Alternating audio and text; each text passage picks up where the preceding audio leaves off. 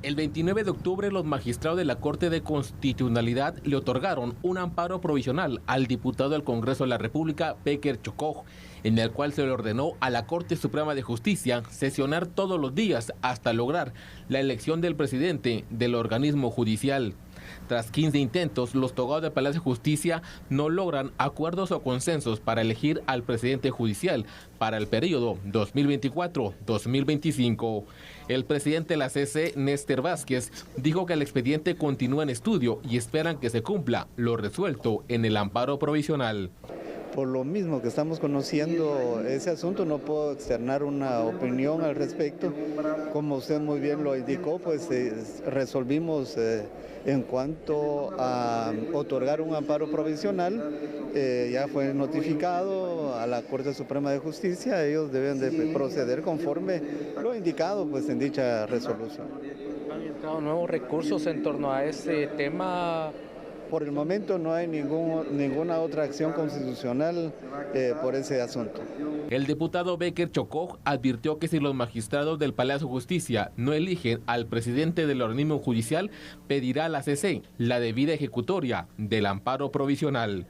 En el pleno extraordinario 15 de este viernes 8 de noviembre, no se logró la mayoría calificada para elegir al presidente del organismo judicial. Los togados quedaron convocados para este sábado, 9 de noviembre, a las 9 de la mañana. En términos legales, bueno, hay un amparo ya otorgado, pues los siguientes pasos eventualmente podría incluir una debida ejecutoria, ¿verdad?, para que se cumpla lo que ahí está dicho en la resolución de la Honorable Corte de Constitucionalidad. ¿Y qué tiempo podría ser eso? Bueno, son procesos que podemos darle seguimiento en los siguientes días, ¿verdad?, para que esto pueda ocurrir. Sin embargo, yo entendería que la Honorable Corte Suprema de Justicia tendrá la capacidad de ponerse, ¿verdad?, y salir de ahí luz y los consensos entre todos los honorables magistrados, que son personas de derecho a quienes merecen todo mi respeto. Siguen pasando los días y la situación no cambia. Vamos a presentarles unos datos que son también importantes de tratar en este análisis, donde la Corte Suprema de Justicia enfrenta dificultades para elegir al nuevo presidente del organismo judicial para el periodo 2024-2025. Hasta la fecha se han realizado 15 intentos, todos sin éxito, debido a la falta de consensos entre los magistrados del Pleno. Ante esta situación, la Corte de Constitucionalidad emitió un amparo provisional ordenando que la Corte Suprema sesione diariamente hasta lograr una decisión definitiva. Esta orden responde también a una solicitud de un diputado quien busca que el organismo judicial cumpla con su mandato en el menor tiempo posible. Por cierto, mañana nuevamente van a intentar ver si cambia algo esta situación, pero está bastante complicado, Max. ¿Cómo ve esta situación? Que sigue pasando el tiempo. Se logró integrar la Corte, pero el gran dilema es el presidente. Bueno, tenemos antecedentes no de grata recordación. Hay que decir que en el año 2008 hubo, si no estoy mal, 49 rondas de decisiones, incluso donde a veces llegaban a las reuniones del Pleno y habían 15 rondas de votación en una misma sesión. Increíble. Hasta que finalmente, después de 49, llegaron a una decisión de un presidente que prácticamente ocupó tan solo unos cuantos meses del mandato que le correspondía.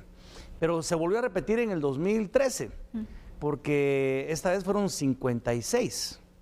Claro. Entonces, o sea que todavía falta. 49 y 56 y en la misma dinámica. Apenas van 15. Sí, ahorita van por 15, o sea que todavía tal vez nos queda para largo, con las mismas características sobre la responsabilidad que la Corte de Constitucionalidad ordena al Pleno de Magistrados para que finalmente tome una decisión. Lo que sí hay que decir es que en tanto se toma una decisión sobre quién podría presidir ese alto organismo, hay una disposición que el vocal primero, que en este caso es el actual magistrado Carlos Lucero, siga presidiendo temporalmente dicha corte. ¿Qué sucede con esto? Que el magistrado Carlos Lucero es uno de los dos contendientes interesados en poder presidir la corte de manera permanente. El otro es Carlos Contreras. Y es ahí donde se arma el impasse, porque mientras el magistrado Carlos Contreras goza de 8 votos, necesita 9 para poder presidir la corte, goza de 8, Carlos Lucero tendría 5 votos a favor. Pero él, entre términos generales, podría estar más tranquilo porque mientras él siga cumpliendo el mandato de que los magistrados, por orden de la Corte de Constitucionalidad, sigan asistiendo a las convocatorias que se dan todos los días hasta que se tome una decisión, pues sigue fungiendo en su calidad de presidente interino, que podría incluso llegar al rato hasta un buen trecho del mandato constitucional de la presidencia. En ese sentido, lo que a mí me llama mucho la atención es cuál va a ser el punto de inflexión en donde un voto pase a un lado o cambien 3 o 4 del otro para que el otro se vea beneficiado. Ese voto, ¿qué es lo que va a detonar o motivar que esto pase? Hay que decir, y no es secreto de nadie, que los magistrados, como lo hemos dicho en este espacio, pues en su momento fueron electos por intereses o por más allá de la revisión que se hicieron en las comisiones de postulación, el pasado del expediente, pero la integración de la Corte Suprema de Justicia fueron discusiones políticas en el Pleno del Congreso que lleva a diferentes fuerzas a tomar una decisión sobre a quienes apoyaban. Algunos de ellos, tanto el magistrado Lucero como el magistrado Contreras, podrían tener estos apoyos ya sea dentro o fuera del Congreso de la República, pero representar espacios de interés. Una posibilidad que no sé si podría surgir, y si fuera efectiva, sería una tercera vía, una tercera opción de un magistrado o una magistrada que pudiera de alguna forma decir, bueno, pongamos de acuerdo, no va a ser ni usted ni usted, votemos a favor de una tercera vía y después nos entendemos en una siguiente votación en esa rotación que hay de la presidencia de la Corte. Pero sin duda, o sea, esto puede ser indefinido, se van a seguir reuniendo día sábado, domingo, limitado a 1 o 2 rondas máximas por cada vez que se reúne el Pleno, no como antes, que eran 15. O sea que las posibilidades de que tengamos esta historia repetida durante las próximas semanas, en tanto no haya un elemento detonador que cambie la dinámica dentro del Pleno, seguirá siendo la misma. Lo que sí podría ser es lo que sucedería tal vez de pronto después de este fin de semana, si no se llega a un acuerdo, en donde el diputado Becker Chocoj, que lo mencionaba en la entrevista, mencionaría de presentar un recurso de debida ejecutoria para poder de alguna manera movilizar un poquito, ver si con esto las aguas y llegar a un acuerdo. Si no, estaremos presenciando nuevamente la postergación de la elección, aunque eso no implica que el hecho que no haya una decisión sobre una elección permanente se entorpezca con las funciones pues, que competen a su mandato o administrativas de la propia Corte Suprema de Justicia. Max, para ir aclarando un poco, esto de la debida ejecutoria, ¿qué tanto podría facilitar y desentrampar esta situación en la que se encuentra la Corte Suprema de Justicia de presentarse, para que la gente entienda un poco sobre la medida que se podría tomar y qué tan viable podría ser también para poder resolver esta situación? Bueno, al final de cuentas son herramientas que el mismo marco legal nos facilita para poder, en este caso, llegar a una situación en la que deberían de haber, pienso yo, criterios sin necesidad de llegar a estas instancias de interés y responsabilidad frente a los desafíos que representa una Corte que estuvo en el ojo y en el vilo público durante mucho tiempo, porque recordemos que se extendió en la pasada Corte del mandato que le correspondía constitucionalmente. Lo que me preocupa a mí, más allá de la especificidad de esta medida, es que tengamos que ver qué es la acción de un diputado ante la Corte de Constitucionalidad la que determina o obliga a que esto suceda. Esto no debería de venir por ahí, debería ser parte de la propia responsabilidad de la Corte Suprema de Justicia y de los magistrados. Porque si los ciudadanos estamos esperando que el sistema de justicia se fortalezca, si hay confianza depositada en que el proceso de comisiones de postulación de alguna forma, entre bien o mal, cumplió con los objetivos para poder escoger los mejores candidatos a magistrados, que el Congreso se llenó la boca diciendo que habían escogido las mejores personas, incluso, como lo hablábamos acá, en bancadas que son absolutamente distantes, como Semilla, como Cabal, como la UNE o como Vamos, se pusieron de acuerdo con al menos 7 de los 13 magistrados, pues uno diría, bueno, entonces, ¿qué es lo que está pasando para que esto no avancemos? Yo pienso que una medida como esta, pues es un recurso de última instancia, por así decirlo. Una medida desesperada casi. Sí, desesperada, porque es como tratar de mover el palo de limón para que se caigan los limones, porque de otra manera pareciera ser que estamos dándole vuelta al sistema y que para mientras no pasa nada y nos quedamos, tal vez el guatemalteco en el día a día tiene otras cosas que importantes para pensar y reflexionar y ocuparse, pero no es poca cosa, aunque haya un presidente interino, puchica, tenemos que venir y también estar con un organismo importante que tome decisiones y que resuelva, para que tengamos toda la certeza de que el sistema funciona. Y a eso iba, Max, porque sabemos, hay un presidente en funciones, la Corte pues está funcionando y hay una persona que está al cargo, pero de momento, mientras se toma la decisión y se elige al presidente, ¿qué tan sano es esta situación y qué tanto complica también, pues obviamente los proyectos que se puedan tener en la Corte Suprema de Justicia, el organismo judicial? Porque administrativamente puede estar funcionando, pero ¿por qué es tan relevante que se pueda decidir quién será el presidente?